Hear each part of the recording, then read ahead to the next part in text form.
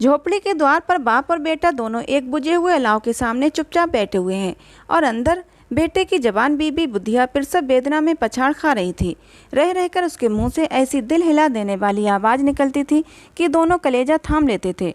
जाड़ों की रात थी, प्रकृति सन्नाटे में डूबी हुई थी, सारा गांव अंधकार में लय हो गया था। घीसू ने कहा, मालूम होता है बचेगी नहीं, सारा दिन दौड़ते हो गया, जा देख तो आ।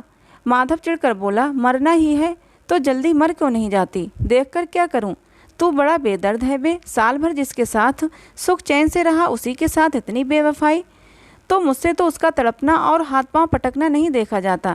चमारों का कुनबा था और सारे गांव में बदनाम। घीसू एक दिन काम करता तो 3 दिन आराम करता। माधव इतना कामचोर था कि आधा घंटे काम करता तो घंटे भर चिलम पीता था, इसीलिए उन्हें कहीं मजदूरी नहीं मिलती थी। घर में मुट्ठी भर भी अनाज मौजूद हो तो उनके लिए काम करने की कसम थी। जब 2-4 फाके हो जाते तो घीसू पेड़ पर चढ़कर लकड़ियाँ तोड़ लाता और माधव बाजार से बेच लाता। तब तक वो पैसे रहते दोनों इधर उधर मारे मारे फिरते। गांव में काम की कमी न थी, किसानों का गांव था, मेहनती आदमी के लिए 50 काम थे। मगर इन दोनों को उसी वक्त बुलाते जब 2 आदमियों से एक का काम पाकर भी संतोष कर लेने के सिवा और कोई चारा न होता। अगर दोनों साधु होते तो उन्हें संतोष और धैर्य के लिए संयम और नियम की बिल्कुल ज़रूरत न होती। ये तो इनकी प्रकृति थी, विचित्र जीवन था इनका। घर में मिट्टी के 2-4 बर्तन के सिवा कोई संपत्ति नहीं। फटे चीथड़ों से अपनी नग्नता को ढाके हुए जिए जाते थे। संसार की चिंताओं से मुक्त, कर्ज से लदे हुए, गालियाँ भी खाते, मार भी खाते, मगर कोई गम नहीं। दीन इतने की वसूली की बिल्कुल आशा न रहने पर भी लोग इन्हें कुछ न कुछ कर्ज दे ही देते थे। मटर आलू की फसल में दूसरे के खेतों में मटर या आलू उखाड़ लाते और भून भान कर खा लेते। 10-5 ऊख उखाड़ लाते और रात को चूसते। घीसू ने इसी आकाश वृत्ति से 8 साल की उम्र काट दी और माधव भी सपूत बेटे की तरह बाप ही के पद चिन्हों पर चल रहा था, बल्कि उसका नाम और भी उजागर कर रहा था। इस वक्त भी दोनों अलाव के सामने बैठकर आलू भून रहे थे, जो कि किसी खेत से खोद लाए थे। घीसू की स्त्री का तो बहुत दिन हुए देहांत हो गया था। माधव का ब्याह पिछले साल हुआ था। जब से ये औरत आई थी उसने इस खानदान में व्यवस्था की नींव डाली थी और इन दोनों बेगैरतों का दोजख भरती रहती थी। जब से ये आई ये दोनों और भी आराम तलब हो गए थे, बल्कि कुछ अकड़ने भी लगे थे। कोई कार्य को बुलाता तो निर्ब्याज भाव से दुगनी मजदूरी मांगते। वही औरत आज प्रसव वेदना से मर रही थी और ये दोनों इसी इंतजार में थे कि वो मर जाए तो आराम से सोएं। घीसू ने आलू निकालकर छीलते हुए कहा, जाकर देख तो क्या दशा है उसकी, चुड़ैल का फिसाद होगा और क्या, यहाँ तो ओझा भी 1 रुपया मांगता है। माधव को भय था कि वो कोठरी में गया तो घीसू आलूओं का बड़ा भाग साफ कर देगा। बोला, मुझे वहाँ जाते डर लगता है। डर किस बात का, मैं हूँ तो यहाँ, तो तुम ही जाकर देखो ना। मेरी औरत जब मरी थी तो मैं 3 दिन उसके पास से हिला तक नहीं, और फिर मुझसे लजाएगी नहीं कि जिसका कभी मुंह नहीं देखा आज उसका उखड़ा हुआ बदन देखूं, उसे तन की सुध भी तो न होगी। मुझे देख लेगी तो खुलकर हाथ पांव भी न पटक सकेगी। मैं सोचता हूँ कोई बाल बच्चा हुआ तो क्या होगा, सौंठ गुड़ तेल कुछ भी तो नहीं है घर में, सब कुछ आ जाएगा भगवान दे तो। जो लोग अभी 1 पैसा नहीं दे रहे हैं वे ही कल बुला बुलाकर रुपये देंगे। मेरे 9 लड़के हुए, घर में कभी कुछ न था, मगर भगवान ने किसी न किसी तरह बेड़ा पार ही लगाया।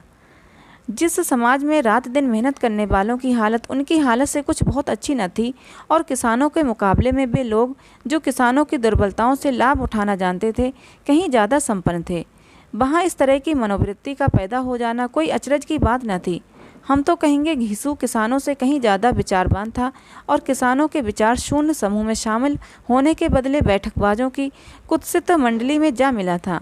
हाँ, उसमें ये शक्ति न थी कि बैठकबाजों के नियम और नीति का पालन करता, इसलिए जहाँ उसकी मंडली के और लोग गांव के सरगना और मुखिया बने हुए थे उस पर सारा गांव उंगली उठाता था। फिर भी उसे ये तस्कीन तो थी कि अगर वो फटेहाल है तो कम से कम उसे किसानों की जी तोड़ मेहनत तो नहीं करनी पड़ती और उसकी सरलता और निरीहता से दूसरे लोग बेजा फ़ायदा तो नहीं उठाते। दोनों आलू निकाल निकाल कर जलते जलते खाने लगे। कल से कुछ खाया नहीं था, इतना सब्र न था कि ठंडा हो जाने दें। कई बार दोनों की जबानें जल गईं।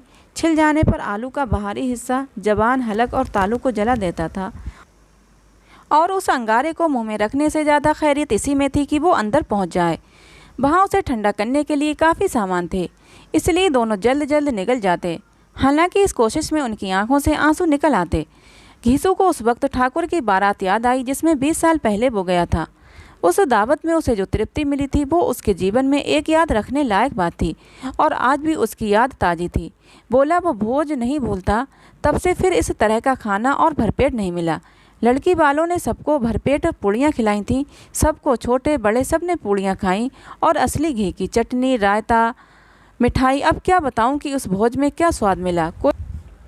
कोई रोक टोक नहीं थी। जो चीज़ चाहो मांगो, जितना चाहो खाओ। लोगों ने ऐसा खाया कि किसी ने पानी ना पिया गया।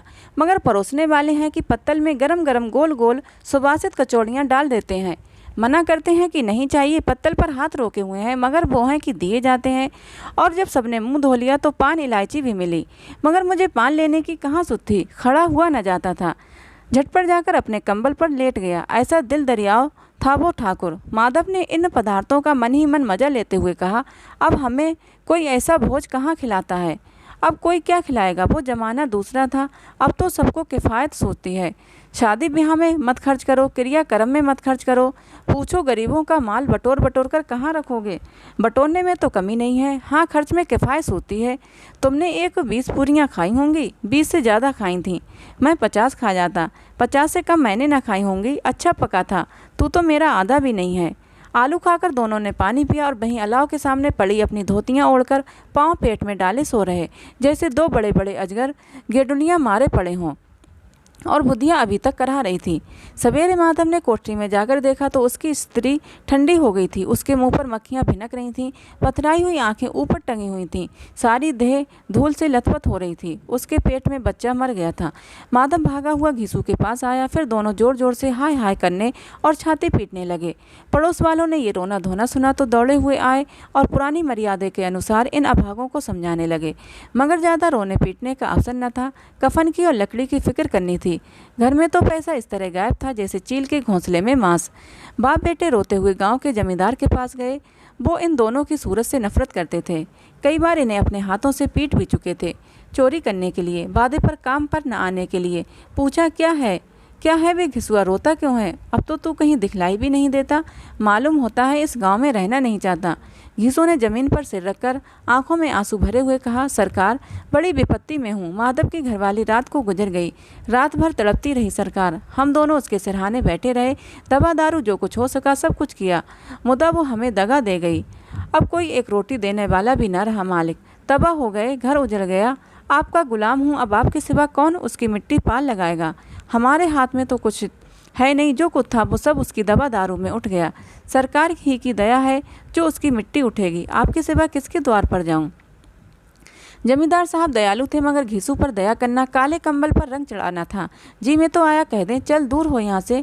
यूं तो बुलाने से भी नहीं आता। आज जब गरज पड़ी तो आकर खुशामद कर रहा है। हरामखोर कहीं का बदमाश। लेकिन ये क्रोध या दंड देने का अवसर न था। जी में कुड़ते हुए 2 रुपये निकाल कर फेंक दिए। मगर सांत्वना का एक शब्द भी मुँह से न निकला।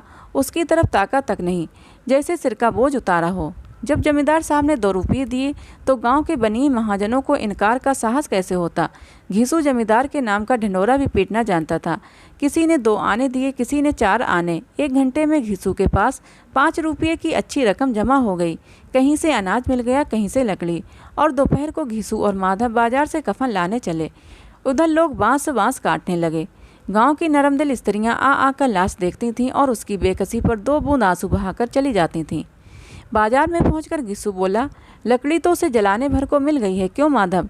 माधव बोला, हाँ लकड़ी तो बहुत है, अब कफन चाहिए। तो चलो कोई हल्का सा कफन ले लें। हाँ और क्या, लाश उठते उठते रात हो जाएगी। रात को कफन कौन देखता है। कैसा बुरा रिवाज है कि जिसे जीते जी तन ढांकने को चीथड़ा भी ना मिले उसे मरने पर नया कफन चाहिए। कफन लाश के साथ ही तो जल जाता है और क्या रखा रहता है। यही 5 रुपये पहले मिलते तो कुछ दवा दारू कर लेते। दोनों एक दूसरे के मन की बात ताड़ रहे थे। बाजार में इधर उधर घूमते रहे। कभी इस बजाज की दुकान पर गए, कभी उसकी दुकान पर। तरह तरह के कपड़े, रेशमी और सूती देखे मगर कुछ जचा नहीं। यहाँ तक कि शाम हो गई। तब दोनों न जाने किस दैवी प्रेरणा से एक मधुशाला के सामने जा पहुँचे और जैसे किसी पूर्व निश्चित व्यवस्था से अंदर चले गए। वहाँ जरा देर तक दोनों असमंजस में खड़े रहे। फिर घीसू ने गद्दी के सामने जाकर कहा, साहू जी 1 बोतल हमें भी देना। उसके बाद कुछ चिखौना आया, तली हुई मछली आई और दोनों बरामदे में बैठकर शांतिपूर्वक पीने लगे। कई कुज्जियाँ ताबड़तोड़ पीने के बाद दोनों सरूर में आ गए। घीसू बोला, कफन लगाने से क्या मिलता, आखिर जल ही तो जाता, कुछ बहू के साथ तो न जाता। माधव आसमान की तरफ देखकर बोला, मानो देवताओं को अपनी निष्पापता का साक्षी बना रहा हो। दुनिया का दस्तूर है, नहीं लोग बामनों को हजारों रुपये क्यों देते हैं, कौन देखता है परलोक में मिलता है या नहीं। बड़े आदमियों के पास धन है, फूंकें, हमारे पास फूंकने को क्या रखा है। लेकिन लोगों को जवाब क्या देंगे, लोग पूछेंगे नहीं कफन कहाँ है। घीसू हंसा, अबे कह देंगे कि रुपये कमर से खिसक गए, बहुत ढूंढा नहीं मिले, लोगों को विश्वास न आएगा, लेकिन फिर वही रुपये देंगे। माधव भी हंसा इस अनपेक्षित सौभाग्य पर, बोला, बड़ी अच्छी थी बेचारी, मरी तो खूब खिला पिलाकर। आधी बोतल से ज़्यादा उड़ गई। घीसू ने 2 सेर पूड़ियाँ मंगाई, चटनी, अचार, कलेजियाँ। शराब खाने के सामने ही दुकान थी। माधव लपक कर 2 पत्तलों में सारे सामान ले आया। पूरा 1.5 रुपया खर्च हो गया, सिर्फ थोड़े से ही पैसे बच रहे। दोनों इस वक्त इस शान में बैठे पूड़ियाँ खा रहे थे जैसे जंगल में कोई शेर अपना शिकार उड़ा रहा हो। न जवाबदेही का खौफ था, न बदनामी की फिक्र। इन सब भावनाओं को उन्होंने बहुत पहले ही जीत लिया था। घीसू दार्शनिक भाव से बोला, हमारी आत्मा प्रसन्न हो रही है तो क्या उसे पुण्य न होगा। माधव ने श्रद्धा से सिर झुकाकर तस्दीक की, जरूर से जरूर होगा। भगवान तुम अंतर्यामी हो, उसे बैकुंठ ले जाना। हम दोनों हृदय से आशीर्वाद दे रहे हैं। आज जो भोजन मिला वो कभी उम्र भर न मिला था। एक क्षण के बाद माधव के मन में एक शंका जागी। बोला, क्यों दादा, हम लोग भी एक न एक दिन वहाँ जाएंगे ही। घीसू ने इस भोले भाले सवाल का कुछ जवाब न दिया। वो परलोक की बातें सोचकर इस आनंद में बाधा न डालना चाहता था। जो वहाँ हम लोगों से पूछे कि तुमने हमें कफन क्यों नहीं दिया तो क्या कहोगे, कहेंगे तुम्हारा सिर। पूछेगी तो ज़रूर, तू कैसे जानता है कि उसे कफन न मिलेगा। तू मुझे ऐसा गधा समझता है, 60 साल क्या दुनिया में घास खोदता रहा हूँ, उसको कफन मिलेगा और बहुत अच्छा मिलेगा। माधव को विश्वास न आया। बोला, कौन देगा, रुपये तो तुमने चट कर दिए। वो जो मुझसे पूछेगी उसकी मांग में तो सिंदूर मैंने डाला था। कौन देगा, बताते क्यों नहीं। वही लोग देंगे जिन्होंने अब की दिया है। हाँ, अब की रुपये हमारे हाथ न आएंगे। ज्यों-ज्यों अंधेरा बढ़ता जाता था और सितारों की चमक तेज होती थी, मधुशाला की रौनक भी बढ़ती जाती थी। कोई गाता था, कोई डींग मारता था, कोई अपनी संगी के गले लिपटा जाता था, कोई अपने दोस्त के मुंह में कुल्हड़ लगाए देता था। वहाँ के वातावरण में सुरूर था, हवा में नशा। कितने तो यहाँ आकर एक चुल्लू में मस्त हो जाते थे। शराब से ज़्यादा यहाँ की हवा उन पर नशा करती थी। जीवन की बाधाएं यहाँ खींच लाती थीं और कुछ देर के लिए ये भूल जाते थे कि वे जीते हैं या मरते हैं। यहाँ ना जीते हैं और ना मरते हैं। और ये दोनों बाप बेटे अब भी मज़े ले लेकर चुस्कियाँ ले रहे थे। सबकी निगाहें इनकी ओर जमी हुई थीं। दोनों कितने भाग्य के बली हैं, पूरी बोतल बीच में है। भरपेट खाकर माधव ने बची हुई पूड़ियों का पत्तल उठाकर एक भिखारी को दे दिया, जो खड़ा इनकी ओर भूखी आंखों से देख रहा था और देने के गौरव, आनंद और उल्लास का अपने जीवन में पहली बार अनुभव लिया। घीसू ने कहा, ले जा, खूब खा और आशीर्वाद दे। जिसकी कमाई है वो तो मर गई, मगर तेरा आशीर्वाद उसे जरूर पहुँचेगा। रो रो से आशीर्वाद दो, बड़ी गाढ़ी कमाई के पैसे हैं। माधव ने फिर आसमान की तरफ देखकर कहा, वो बैकुंठ में जाएगी दादा, बैकुंठ की रानी बनेगी। घीसू खड़ा हो गया और जैसे उल्लास की लहरों में तैरता हुआ बोला, हाँ बेटा, बैकुंठ में जाएगी। किसी को सताया नहीं, किसी को दबाया नहीं। मरते मरते हमारी ज़िंदगी की सबसे बड़ी लालसा पूरी कर गई। वो ना बैकुंठ जाएगी तो क्या ये मोटे मोटे लोग जाएंगे जो गरीबों का दोनों हाथों से लूटते हैं और अपने पाप को धोने के लिए गंगा में नहाते हैं और मंदिरों में जल चढ़ाते हैं। श्रद्धालुता का ये रंग तुरंत ही बदल गया। अस्थिरता नशे की खासियत है। दुख और निराशा का दौरा हुआ। माधव बोला, मगर दादा, बेचारी ने जिंदगी में बड़ा दुख भोगा, कितना दुख झेल कर मरी। वो आंखों पर हाथ रखकर रोने लगा, चीखें मार मार कर। घीसू ने समझाया, क्यों रोता है बेटा, खुश हो कि वो माया जाल से मुक्त हो गई, जंजाल से छूट गई। बड़ी भाग्यवान थी जो इतनी जल्दी माया मोह के बंधन तोड़ दिए। और दोनों खड़े होकर गाने लगे, ठगनी क्यों नैना झमकावे ठगनी। पियक्कड़ों की आंखें इनकी ओर लगी हुई थीं और ये दोनों अपने दिल में मस्त गाए जाते थे। फिर दोनों नाचने लगे, उछले भी, कूदे भी, गिरे भी, मटके भी, भाव भी बताए, अभिनय भी किए और आखिर नशे में मदमस्त होकर वहीं गिर पड़े। तो दोस्तों, मुंशी प्रेमचंद्र की ये मशहूर कहानी कफन आपको कैसी लगी कमेंट करके ज़रूर बताना।